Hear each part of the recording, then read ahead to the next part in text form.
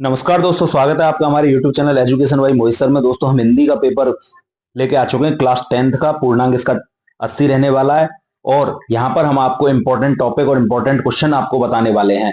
इन क्वेश्चनों को आप जरूर से जरूर देख कर जाएं, क्योंकि अभी तक हमने जितने भी टॉपिक और पेपर डाले हैं उनमें से हूबहू आपका 70 से 80% पेपर एज इट इज आया है। आप पुराने पेपरों को मिलाकर देख लें और विनोद शास्त्री सर के द्वारा ये पेपर बनाया गया है आपका। इनमें से क्वेश्चन आप देखें तो 70% से 80% पेपर आपको इसमें से देखने को मिल जाएगा।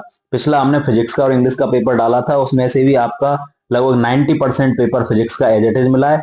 और इसके अलावा इंग्लिश का पेपर था, इंग्लिश के पेपर में भी आपको लगभग 42 नंबर के क्वेश्चन एज इट इज मिल गए थे। तो दोस्तों, मैं स्टार्ट करता हूं। यहाँ पर एक एक क्वेश्चन आपको बताने वाला हूं, देखो कंटिन्यू।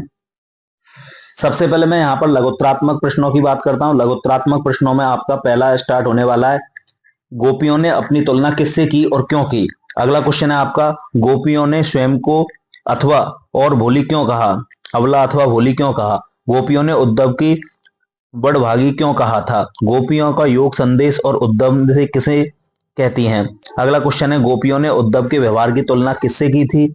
नेक्स्ट क्वेश्चन है, परशुराम के क्रोध पर धनुष टूट जाने पर लक्ष्मण ने क्या तर्क दिए थे। अगला क्वेश्चन आपका है, लक्ष्मण में वीर युद्ध की क्या विशेषताएं आपको बताई थी। इन क्वेश्चनों को आप जरूर देख कर जाएं, इनके आंसर आप पढ़कर जाएं। अगला क्वेश्चन है, परशुराम के मारने पर लक्ष्मण को पाप और अपशय की संभावना क्यों थी। अगला क्वेश्चन है, राम की विनम्र बातों को सुनकर परशुराम ने क्या जवाब दिया था। स्मृति का पाथेय बनाने का क्या आशय है। उज्जवल गाथा कैसे गाऊं के माध्यम से कवि क्या कहना चाहता है। अगला क्वेश्चन है आपका यहाँ पर, असह्य जीवन इतिहास से आपका क्या अभिप्राय है। गागर रीति से आपका क्या अभिप्राय है। कवि ने किससे विडंबना कहा है और क्यों कहा है। नेक्स्ट है, मुरझाकर गिर पत्तियां क्या संदेश दे रही हैं।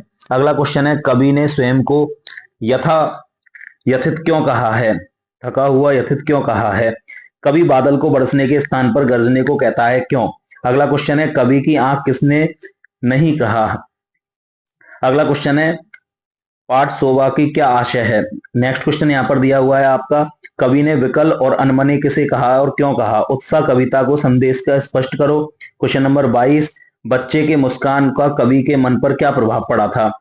अगला क्वेश्चन नंबर 23 है, फसल को हाथों से स्पर्श महिमा गरिमा क्यों कहा है। अगला नेक्स्ट यहाँ पर क्वेश्चन दे रखा है, क्वेश्चन नंबर 24 है। टोटल आपको 59 क्वेश्चन में यहाँ पर बताने वाला हूँ। 24 में कवि को किसकी मुस्कान छविमान लगती है और क्यों लगती है। अगला क्वेश्चन है, कवि ने बांस के बबूल किसे कहा है। क्वेश्चन नंबर 26, फसल कविता को कवि क्या संदेश देना चाहता है। क्वेश्चन नंबर 27, फसल को मिट्टी का गुणधर्म क्यों कहा गया है। क्वेश्चन नंबर 28, संगतकार को मुख्य गायक अनुज क्यों कहा है। क्वेश्चन नंबर 29 है, संगतकार के किस कार्य को कवि ने मनुष्यता कहा है। क्वेश्चन नंबर 30, सर्राम से क्या समझते हैं आप बताइए। क्वेश्चन नंबर 31 दे रखा, सेनानी होते हुए भी चश्मे वाले को कैप्टन क्यों कहते हैं। क्वेश्चन नंबर 32 यहाँ पर दिया हुआ है आपका, मूर्ति लगने के कार्य को सराहनीय व सफल प्रयास क्यों कहा गया। क्वेश्चन नंबर 33 है, चश्मे वाले को खड़ा देखकर तालदार हवलदार अवाक क्यों रह गया था। पान वाला चश्मे वाले के प्रति कैसी सोच रखता था। बाल गोविंद भक्त का मृत्यु के प्रति दृष्टिकोण क्या था। बाल गोविंद भक्त के संगीत को लेकर लेखन में जादू क्यों कहा गया है। बाल गोविंद भक्त ग्रस्त होते हुए भी साधु के रूप में क्यों रहता था। क्वेश्चन नंबर 38, नवाब साहब के खीरे को खाने योग्य कैसे बनाया, खीर को। क्वेश्चन नंबर 39 है, लखनवी उद्दाव कहानी से हमें क्या संदेश मिलता है, इसमें निहित व्यंग को स्पष्ट कीजिए। क्वेश्चन नंबर 40 दे रखा है, लेखक ने सेकंड क्लास डिब्बे के टिकट क्यों लिया था। क्वेश्चन नंबर 41, लेखिका के पिता ने रसोई को भाटी या खाना क्यों कहा। क्वेश्चन नंबर 41, लेखिका को अपने पिता के संघर्ष में क्यों कूदना पड़ा। लेखिका के पिता के वैचारिक टकराव की स्थिति स्पष्ट कीजिए। क्वेश्चन नंबर 44 दे रखा है, बिस्मिल्लाह खां को शहनाई की मंगल ध्वनि के नाम से नायक क्यों कहा गया था। क्वेश्चन नंबर 45, सुशिर वाद्य से क्या अभिप्राय है। क्वेश्चन नंबर 46, बिस्मिल्लाह खान की संगीत की प्रेरणा किससे मिली थी। क्वेश्चन नंबर 48, संस्कृति व असंस्कृति किसे कहा गया है। 49 पर दे रखा है, भोलानाथ अपने साथियों को देखकर सिसकना क्यों भूल गया था। क्वेश्चन नंबर 50 है, लेखक के बचपन का नाम क्या था, पिता उसे भोलनाथ क्यों कहते थे। क्वेश्चन नंबर 51 है, गतों को मेहनतकश बादशाहों का सतर क्यों कहा गया है। कवि लोग स्टॉप क्यों प्रसिद्ध है? लेखिका ने छाया पहाड़ किसे कहा है और क्यों कहा है?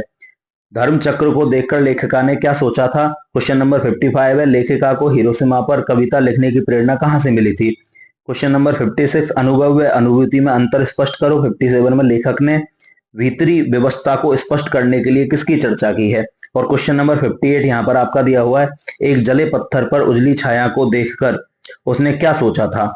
अब दोस्तों यहाँ पर आपका बी पार्ट चालू हो जाता है, जिसमें निबंधात्मक प्रश्न आपके यहाँ पर दिए गए हैं और कुछ व्याकरण वाले क्वेश्चन भी आपको यहाँ पर दिए गए हैं।